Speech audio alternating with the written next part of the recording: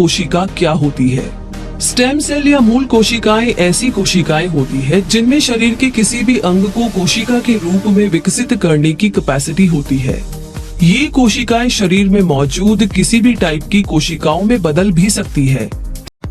हमारा शरीर सेल्स यानी कि कोशिकाओं से मिलकर बनता है और इन कोशिकाओं का हमारे शरीर के लिए बहुत ज्यादा महत्व होता है। तो ऐसी ही एक कोशिका होती है जिसे स्टेम सेल या मूल कोशिका हमारे शरीर की बीमारियों को ठीक करने में बहुत ही मददगार साबित होती है। के बाद अब स्टेम सेल्स के टाइप्स को जानते हैं। सबसे पहले है embryonic stem cells. Embryonic stem cells human embryo से आती है जो 3 से 5 दिन के होते हैं और इन्हें इन विट्रो फर्टिलाइजेशन प्रोसेस के दौरान हार्वेस्ट किया जाता है। इन सेल्स को प्लूरियोपोटेंट स्टेम सेल्स कहा जाता है क्योंकि ये बॉडी की किसी भी टाइप की सेल में कन्वर्ट हो सकती है और ज्यादा स्टेम सेल्स में डिवाइड भी हो सकती है। इसकी स्पेशलिटी के कारण एम्ब्रियोनिक स्टेम सेल्स को शरीर के बीमार टिश्यू और ऑर्गन्स को रिपेयर और रीजनरेट करने के लिए यूज किया जाता है। और आगे दूसरी टाइप की सेल्स होती है non embryonic stem cells. Non embryonic stem cells को अडल्ट सेल्स भी कहा जाता है और ये सेल्स भी इन्फेंट्स और चिल्ड्रन में ही मिलती है। ये सेल्स डेवलप हो चुके ऑर्गन्स और टिश्यू से मिलती है। जब कोई टिश्यू डैमेज होता है तब उसकी रिपेयर या रिप्लेसमेंट के लिए इन सेल्स का इस्तेमाल बॉडी अपने आप कर लेती है। इसके लिए डैमेज्ड टिश्यू बॉडी के जिस एरिया में मौजूद होता है उसी एरिया से अडल्ट सेल का इस्तेमाल करके टिश्यू को रिपेयर या रिप्लेस कर लिया जाता है।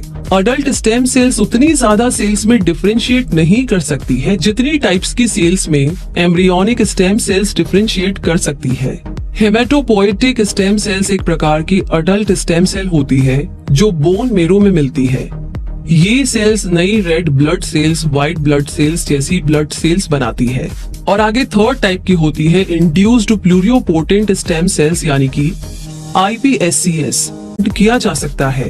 स्टेम सेल्स को ब्लैंक सेल्स भी कहा जाता है क्योंकि ये सेल्स अनडिफरेंशिएट सेल्स होती है, यानी ऐसी कोशिकाओं में डेवलप होने की कैपेसिटी रखती है जो बॉडी के डिफरेंट पार्ट्स में अलग अलग फंक्शंस करती है। स्टेम सेल से अपोजिट हमारी बॉडी में मौजूद ज्यादातर सेल्स डिफरेंशिएटेड सेल्स होती है जो पर्टिकुलर ऑर्गन में स्पेसिफिक पर्पस को पूरा कर सकती है, जैसे रेड ब्लड सेल्स जिनका काम स्पेसिफिक होता है और ये ब्लड के थ्रू ऑक्सीजन कैरी करने का काम करती है। हमारी बॉडी में या लेबोरेटरी में राइट कंडीशंस में स्टेम सेल्स डिवाइड होकर के ज्यादा सेल्स बना लेती है जिन्हें डॉटर सेल्स कहा जाता है। ये डॉटर सेल्स या तो नई स्टेम सेल्स बन जाती है या फिर स्पेशलाइज्ड सेल्स बन जाती है जिनके फंक्शंस ज्यादा स्पेसिफिक होते हैं, जैसे blood cells, brain cells, heart muscle cells और बोन सेल्स। हमारी बॉडी में स्टेम सेल्स के अलावा किसी और सेल में नई सेल जनरेट करने की एबिलिटी नहीं होती है। तो स्टेम सेल्स हमारे लिए कितनी ज्यादा इंपॉर्टेंट होती है कि सेल्स होती है cord blood stem cells. Cord blood stem cells child birth के बाद अम्बिलिकल कॉर्ड से प्राप्त की जाती है। इन सेल्स को सेल बैंक्स में सुरक्षित रखा जाता है ताकि फ्यूचर में जरूरत पड़ने पर इनका इस्तेमाल किया जा सके।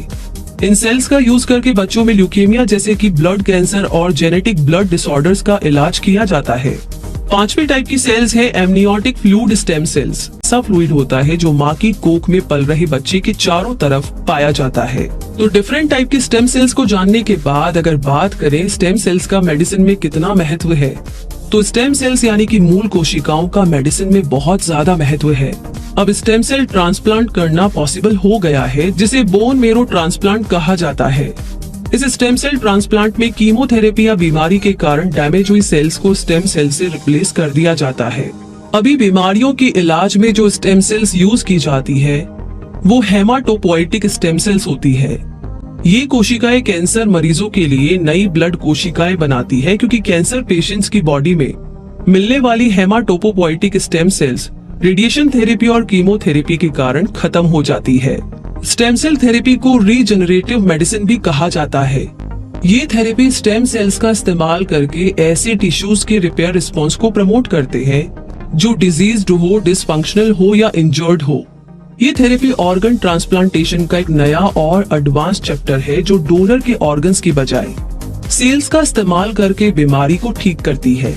ऑर्गन्स मिलना बहुत ही मुश्किल होता है जबकि स्टेम सेल्स को लैब में तैयार कर लिया जाता है। और पेशेंट के शरीर में इम्प्लांट कर दिया जाता है। एग्जाम्पल के लिए अगर किसी व्यक्ति को हार्ट डिजीज है तो स्पेशलाइज्ड सेल्स उस व्यक्ति की हार्ट मसल में इंजेक्ट कर दी जाएगी। इसके बाद transplanted heart muscle cells defective heart muscle को रिपेयर कर देगी। स्टेम सेल्स नए टिश्यू बनाने में हेल्प करेगी और क्रॉनिक हार्ट डिजीज को भी ट्रीट किया जा सकेगा। इसके अलावा type 1 diabetes, spinal cord injuries, Alzheimer और रूमेटॉइड आर्थराइटिस जैसी बीमारियों के इलाज में बहुत मदद मिल सकती है।